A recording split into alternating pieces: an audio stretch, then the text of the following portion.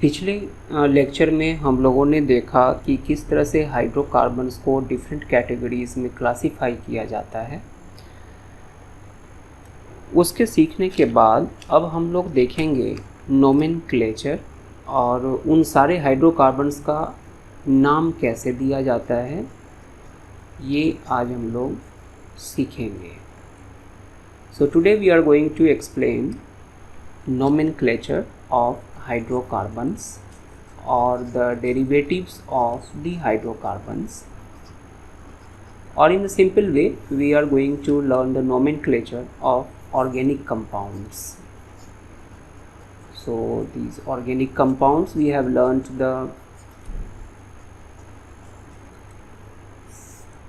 classification of organic compounds in the previous lecture. Today we are going to learn nomenclature of the organic compounds. So this nomenclature is based on IUPAC system. IUPAC system.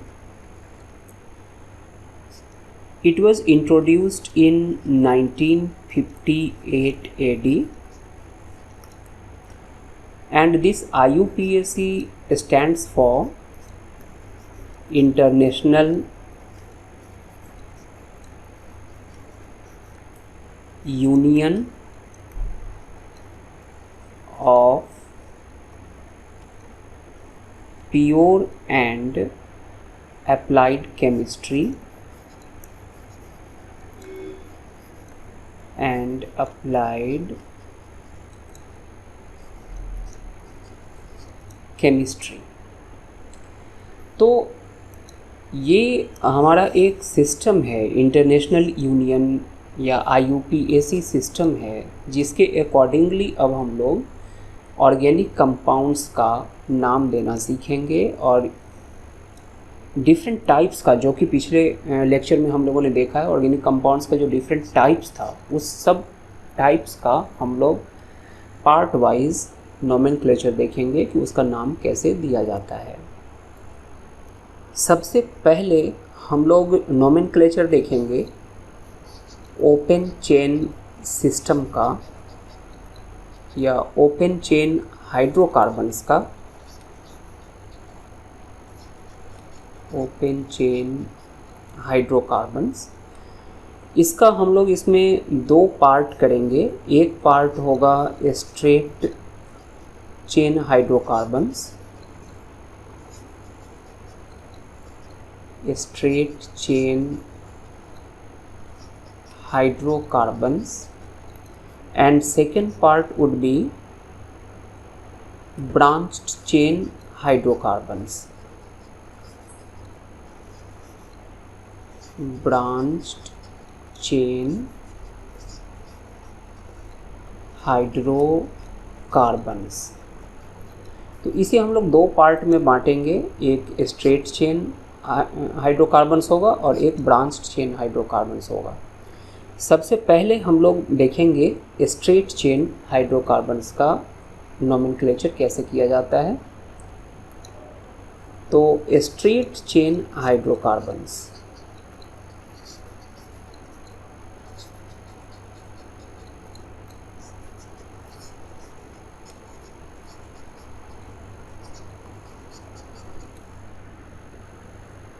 जैसा कि हम लोग पिछले lecture में देखे थे कि straight chain hydrocarbons जो होता है वो इस तरह का ओपन चेन होता है और ये स्ट्रेट में रहेगा, मतलब इसमें कोई ब्रांचिंग नहीं है। ब्रांचिंग का मतलब कि यहाँ पर एक इस तरह से कार्बन लग जाए या यहाँ पर इस तरह से कार्बन लग जाए, तो इसको हम लोग ब्रांचिंग कहते हैं। तो ये ब्रांचिंग वाला नहीं होगा, ये हमारा सिंपल सा एक इस तरह से स्ट्रेट चेन होगा, एकदम से स्ट्रेट चेन होगा। तो इसका नाम हम लोग कैसे लिखें, इसका नोमेनक्लेचर हम लोग कैसे करें, तो इसको करने का एक तरीका हम लोग देखेंगे कि इसमें जो नाम होता है वो दो पार्ट से बना होता है। एक वर्ड रूट होता है, उस वर्ड रूट को हम लोग कहते हैं अल्क, और इसके साथ एक कुछ लगा होता है बाद में, उसको हम लोग कहेंगे सफिक्स। तो ये जो नॉमेनक्लेचर होगा स्ट्रेट चेन का, उसमें दो पार्ट होगा, एक अल्क होगा और एक सफिक्स होगा। अल्क क्या है? तो अल्क is the number of carbon atoms, number of carbon atoms है ये, और सफिक्स बतलाएगा कि उसका जो कार्बन कार्बन के बीच में जो बॉन्ड्स है वो सिंगल बॉन्ड है या डबल बॉन्ड है या ट्रिपल बॉन्ड है। मतलब ये सफिक्स हमें बतलाएगा उसका सैचुरेशन और unsaturation in the case of straight chain hydrocarbons, saturation और अनसैचुरेशन।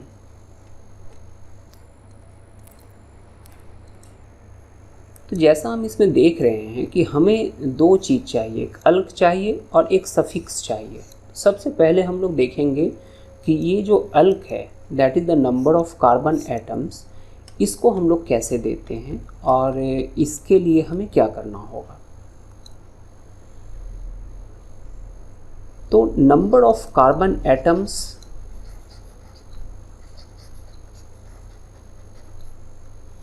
और इसका जो कॉरेस्पॉन्डिंग अल्क होगा या नेम ऑफ अल्क होगा, ये हमें याद रखना पड़ेगा। जैसे नंबर ऑफ कार्बन एटम अगर 1 हो तो अल्क मीथ कहलाएगा। इसी तरह से अगर ये 2 हो तो अल्क ईथ कहलाएगा, 3 तो प्रॉप, 4 अगर हो तो but, 5 pent, 6 hex, 7 hept, 8 oct, 9 non, 10 dec. इससे ज़्यादा भी होता है पर हम लोग अभी के लेवल जो है उसमें 10 तक का ही देखेंगे। तो ये अल्क का नाम हमें याद रखना पड़ेगा। जैसे 1 का मीथ, 2 का ईथ, 3 का prop, 4 but, 5 pent, 6 hex, 7 hept, 8 oct, 9 non and 10 dec. जब हमें अल्क का नाम पता चल जाता है तो इसके बाद अब हम लोग नाम देना सीखें। जैसे कि जो सैचुरेटेड हाइड्रोकार्बन्स होता है,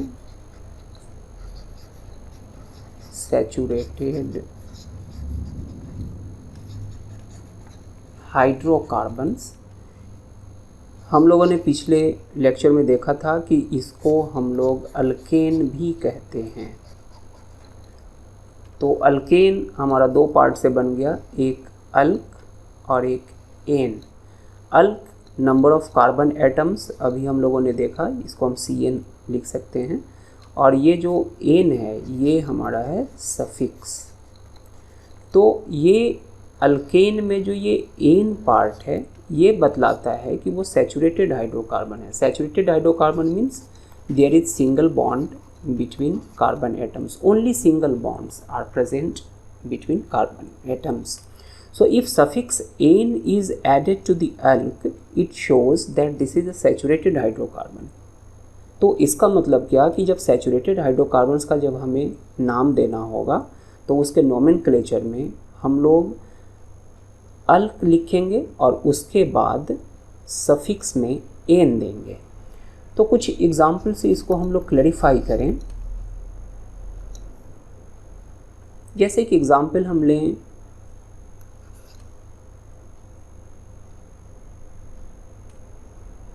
C, it is CH3, CH2, CH3। तो यहाँ हम देख रहे हैं कि कार्बन कार्बन के बीच में सिंगल बॉन्ड है।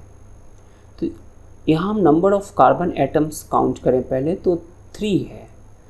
तो 3 अल्क में अगर हम देखें तो अल्क में 3 जो होता है वो प्रोप का होता है। और सफिक्स में यहाँ चूँकि सिंगल बॉन्ड्स है इसलिए सफिक्स का नाम हो जाएगा एन। तो प्रो प्लस एन, तो ये नाम हो गया प्रोपेन। तो ये अल्क और सफिक्स लगाकर हम लोग इसका नाम दे सकते हैं। इसके लिए एक जनरल फार्मूला होता है, उस जनरल फार्मूला से कार्बन और हाइड्रोजन का नंबर पहचान कर भी हम लोग पता लगा सकते हैं कि ये सैचुरेटेड हाइड्रोकार्बन है या अनसैचुरेटेड हाइड्रोकार्बन है। फर्दर अनसैचुरेटेड हाइड्रोकार्बन में वो अल्कीन है या अल्काइन है, मतलब उसमें डबल बॉन्ड है या ट्रिपल बॉन्ड है। तो इसका जो जनरल मॉलिक्यूलर फार्मूला होता है that should be kept in our mind, that is general molecular formula and it is CnH2n plus 2. So this is the general formula of alkanes. अगर alkanes अगर वो है तो हम उसका मॉलिक्यूलर फार्मूला जान के पता लगा सकते हैं। जैसे अभी अभी जो हम लोगों ने यहाँ लिखा, ये इसका अगर मॉलिक्यूलर फार्मूला हम देखें तो वो है C3 और H3 3 2 5 5 3 8, तो C3H8 है। तो हम इसको इस पैटर्न पर रख कर देखें कि क्या ये इसे फॉलो कर रहा है कि नहीं। तो C का वैल्यू हमने डाल दिया 3 एंड हाइड्रोजन हो गया 2 × 3 + 2, then it will become C3 and the number of hydrogen is 2 3 are 6 + 2, so 6 + 2 becomes 8. So certainly C3H8 or this structure correlates to alkane because क्योंकि इसका जो मॉलिक्यूलर फार्मूला है या जो जनरल फार्मूला है CnH2n + 2 की तरह है, तो ये अल्केन हो गया। तो अल्केन का जब हमें नाम देना होगा तो जैसे यहाँ नाम से ही हमें पता चल रहा है अल्क प्लस एन, तो अल्क यहाँ 3 है कार्बन का, तो 3 के लिए होता है प्रॉप, तो हमने लिखा प्रॉप, और ये अल्केन के मॉलिक्यूलर फार्मूला को सेटिस्फाई कर रहा है इसलिए हमने यहाँ पर लिख दिया एन, तो ये हो गया प्रोपेन। अब कुछ और एग्जाम्पल्स हम लोग देखें अल्केन्स में लिखने के लिए। जैसे सबसे पहले इसका हम जनरल फार्मूला लिख लें, दैट इज CnH2n + 2। अब इसका हम लोग कुछ एग्जाम्पल्स लें और उसका नाम लिखने की कोशिश करें। जैसे CH4 1 carbon and value of n is 1 here, so the number of hydrogen will be 2 1s are 2 and 2 + 2 becomes 4. तो CH4 is certainly of the alkane family. इसका नाम क्या होगा? तो C 1 कार्बन है, तो 1 कार्बन के लिए होता है हमारे पास मीथ, अल्क का नाम है मीथ, और इसमें हमने ऐड कर दिया एन। एन क्यों ऐड किया? क्योंकि ये इस जनरल फार्मूला को सेटिस्फाई कर रहा है। तो अब इसका नाम हो गया मीथेन। अब इसी तरह से कुछ दूसरा एग्जाम्पल्स देखें, जैसे C2H6। अब C2 के लिए अल्क हो गया ईथ और C2H6 इस मॉलिक्यूलर फार्मूला को सेटिस्फाई कर रहा है, तो इसमें हम ऐड कर देंगे ane, then its name becomes ethane. इसी तरह से अगर हम लिखें C3H8, अभी हम लोग इसका नाम दिए थे C3 for prop and the molecular formula corresponds to N, so its name will be propane. इसी तरह से C4H10, इसका नाम क्या होगा? हाँ, 4 के लिए हो गया ब्यूट, सही, ब्यूट प्लस ये इसको सेटिस्फाई कर रहा है तो इसलिए यहाँ पर हो जाएगा N, तो the name becomes butane. So it is so easy. Now come on to the fifth one, that is C5H12। तो 5 के लिए हो गया हमारा अल्क पेंट, और पेंट के साथ लगेगा N, तो ये हो गया पेंटेन। इसी तरह से हम आगे तक C10 तक कर सकते हैं। जैसे C10 अगर हम देखें तो क्या होगा? C10H 10 × 2 = 20 + 2 22, इसका 10 के लिए होता है डिप, और ये अल्केन का जनरल फार्मूला है, इसलिए यहाँ पर हम लिखेंगे एन, तो it becomes decane. So this is the way by which alkanes can be named. अब जब अल्केन्स का नाम हम लोग देख लिए, इसको जब हम लोग सीख लिए हैं, तो इसके बाद अब जो अनसैचुरेटेड हाइड्रोकार्बन्स है जो कि अल्कीन और अल्काइन है, उसमें भी अब यही इसी तरह का अल्क होगा, सब में अल्क का नाम सेम रहेगा, अल्क में कोई डिफरेंस नहीं रहेगा, बस हमारा ये चेंज हो जाएगा। तो ये जो सफिक्स है एक्चुअली सिग्निफाई करता है कि वो अल्केन है कि अल्कीन है कि अल्काइन है। अदरवाइज़ ये जो हमारा अल्क है वो सब में सेम रहेगा। अल्क का हमें याद रख लेना चाहिए कि C1 के लिए मीथेन, C2 के लिए ethane, so on what we have just learned in the previous page. तो इसको हमें याद रखना होगा और उसके बाद हम आराम से निकाल सकते हैं। जैसे ये हमारा था अल्केन का नोमेनक्लेचर। अब हम लोग देखें अल्केन के बाद डबल बॉन्ड वाला, अब हम लोग देखें, और डबल बॉन्ड वाला का नाम हो जाएगा अल्कीन। तो अल्कीन का हम लोग जानते हैं कि इसमें कार्बन कार्बन के बीच में कम से कम एक डबल बॉन्ड होगा। इसका जनरल फार्मूला अगर हम देखें तो जनरल फार्मूला जानना हमारे लिए यहाँ ज़रूरी है। तो इसका जनरल मॉलिक्यूलर फार्मूला हो जाएगा CnH2n। ये CnH2n इसका हो गया जनरल फार्मूला।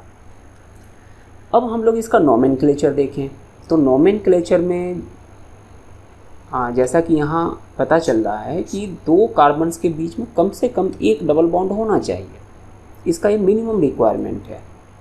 तो हम इस केस में, अल्कीन के केस में C1 नहीं लिख सकते हैं। C1 जैसे कि अल्कीन के केस में हमारा एक मीथेन हुआ था, CH4, the first member was methane in the case of alkane. But in the case of alkyne, for having a double bond between two carbon atoms, at least we need two carbon atoms. Therefore, in the case of alkene, the first member of this alkene must have two carbon atoms. तो alkyne के case में जो first member होता है, अब CnH2n के accordingly हम लोग इसको अगर डिराइव करें तो फर्स्ट मेंबर जो होगा वो दो कार्बन एटम्स के साथ होगा, और इसका हो जाएगा 2 2 2n चाहिए हमें, तो 2 2 4 C2H4। तो C2H4 since it corresponds to the general formula of alkene, therefore its name would be, C2 के लिए अल्क होता है ईथ, और C2H4 corresponds to the molecular formula of alkene। तो इस अल्कीन का जो ये वाला पार्ट है जो कि सिग्निफाई करता है इस डबल बॉन्ड को या इस अनसैचुरेशन को due to the double bond between carbon and carbon, तो यहाँ पर हमारा ये लिखा जाएगा ईन। तो ये जब दोनों कंबाइन हो जाएगा तो इसका नाम हो जाएगा इथीन। तो C2H4 is it's name is ethene. अब इसी तरह से अगर हम देखें तो C3H6, तो C3 के लिए अल्क हो गया प्रो, और सफिक्स यहाँ पर डबल बॉन्ड के लिए लगेगा इन, तो इसका नाम हो गया प्रोपीन। इसी तरह से C4H8, तो C4 के लिए अल्क हो गया ब्यूट, और C4H8 इस जनरल मॉलिक्यूलर फार्मूला को कॉरस्पॉन्ड कर रहा है, तो जिसके लिए कि यहाँ पर सफिक्स होगा इन, तो इसका नाम हो गया ब्यूटीन। इसी तरह से अब C5 का देखें तो C5H10, हाँ यहाँ पर 10 होगा, और C5 के लिए जैसा अब आप समझ पा रहे हैं C5 के लिए बिल्कुल पेंट होगा, तो पेंट अल्क हो गया, और C5H10 इस जनरल फार्मूला को कॉरस्पॉन्ड कर रहा है, इसलिए यहाँ पर ईन होगा। अब ये समझ में आ रहा है। तो इसका नाम हो जाएगा पेंटीन। और इसी तरह से अब हम इसमें आगे के कंपाउंड्स का नाम देते चले जाएंगे। जैसे इसका C10 का देख लें तो C10H20, तो C10 के लिए हो गया अल्क का वैल्यू D प्लस इन, तो इसका नाम हो गया डिकीन। तो इस तरह से हम लोग अल्कीन्स का नाम लिख सकते हैं।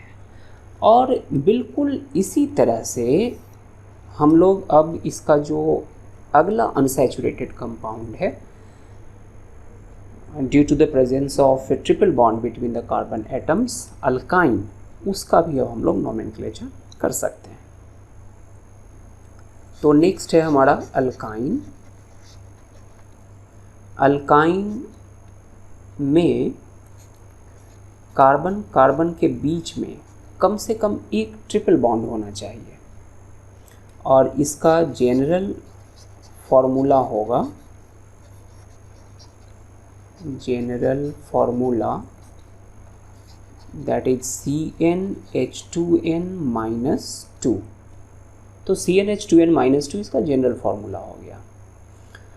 अब हम लोग इसमें कंपाउंड्स देखें, उसमें अल्क और सफिक्स देखें और उसका नाम लिखें, तो इसमें भी सबसे छोटा जो होगा वो C2 होगा, क्योंकि यहाँ भी कार्बन कार्बन के बीच में कम से कम एक ट्रिपल बॉन्ड होना चाहिए।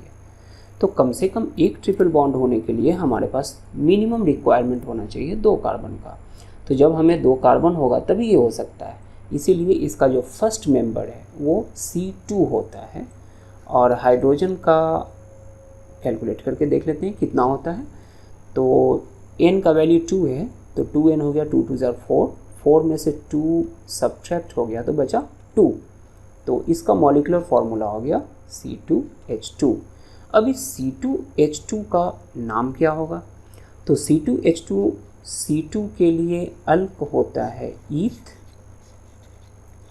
और बिल्कुल इसके लिए हम ये लगाएंगे सफिक्स, और ये है आइन, और यहाँ पर हम लिख देंगे आइन, YNE, तो इसका नाम हो जाएगा इथाइन।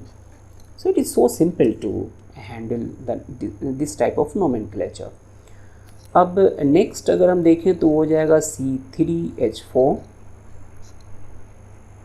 C3H4 जो हम लिखें, इसमें हम अभी स्ट्रक्चर नहीं लिख रहे हैं। हम एक इस सीरीज़ में जब आगे बढ़ेंगे, जब नोमेनक्लेचर के बाद जब धीरे धीरे आगे बढ़ेंगे, तो उसमें हम लोग स्ट्रक्चर भी उसका देखते जाएंगे, किस तरह से इसका स्ट्रक्चर बनेगा, किस तरह से हम स्ट्रक्चर इसका ड्रॉ कर सकते हैं। अभी हम इसके केवल मॉलिक्यूलर फार्मूला को देख रहे हैं, और उसका जो नाम है वो कैसे लिखा जाए मॉलिक्यूलर फार्मूला देखकर, वो हम अभी सीखने की कोशिश कर रहे हैं। इसलिए इसमें अभी इसके स्ट्रक्चर को हम नहीं देखेंगे। तो C3 के लिए अल्क का वैल्यू हो जाएगा प्रॉप, और प्रॉप में लग गया बिल्कुल आइन, YNE, तो ये हो गया प्रोपाइन। इसी तरह से अगर C4 हो तो C4 के साथ हो जाएगा हमारा H6, और C4H6 होगा तो 4 के लिए होगा ब्यूट, और ये मॉलिक्यूलर फार्मूला कॉरेस्पॉन्ड कर रहा है इस मॉलिक्यूलर फार्मूला को, इसलिए इसके लिए जो सफिक्स है वो है आइन, और इसका नाम हो गया ब्यूटाइन। सिमिलरली जब हम आगे बढ़ेंगे तो C9 का अगर हम देखें तो 9 में हाइड्रोजन कितना होना चाहिए? If the value of N is 9, so the value of hydrogen or the number of hydrogen will be 9 to 18 minus 2, it will be 16। तो C9H16 का नाम क्या होगा? तो C9 के लिए जो अल्क का नाम है वो है नोन, और अल्काइन के लिए जो सफिक्स है वो है आइन। तो नाम इसका होगा क्या, ज़रा बोल कर देखिए, नोनाइन। तो ये इसका नाम हो गया नोनाइन। इसी तरह से C10 का अगर करें तो डिकाइन हो जाएगा, C5 का करें तो पेंटाइन हो जाएगा, C6 का करें तो हेक्साइन हो जाएगा, C7 का हेप्टाइन, C8 का ऑक्टाइन, एंड सो ऑन। हम लोग बस 10 तक ही देख रहे हैं। तो ये था जनरल फार्मूला और उसके अकॉर्डिंगली जो ओपन चेन हाइड्रोकार्बन्स है उसका नोमेनक्लेचर। अब इसके बाद वाले पार्ट में हम लोग देखेंगे, इसके ठीक बाद में जो एक नेक्स्ट पार्ट जो इसका आएगा, उस नेक्स्ट वीडियो में हम लोग देखेंगे नोमेनक्लेचर ऑफ ब्रांच्ड चेन। मतलब रहेगा वो अल्कीन अल्काइन ही, पर उसमें जो चेन होगा उसका ब्रांचिंग होगा, और उस ब्रांचिंग का हम लोग देखेंगे कि किस तरह से उसका नोमेनक्लेचर किया जाता है, उसका कैसे नाम दिया जाता है। कुछ इस तरह से वो होगा, जैसे यहाँ है, ऐसे है, ऐसे है, तो इसका क्या नाम होगा। तो इस तरह के ब्रांच्ड हाइड्रोकार्बन्स का और ओपन चेन हाइड्रोकार्बन्स का नोमेनक्लेचर हम लोग इसके ठीक बाद वाले वीडियो में देखेंगे। तब तक के लिए स्टे सेफ। Thank you.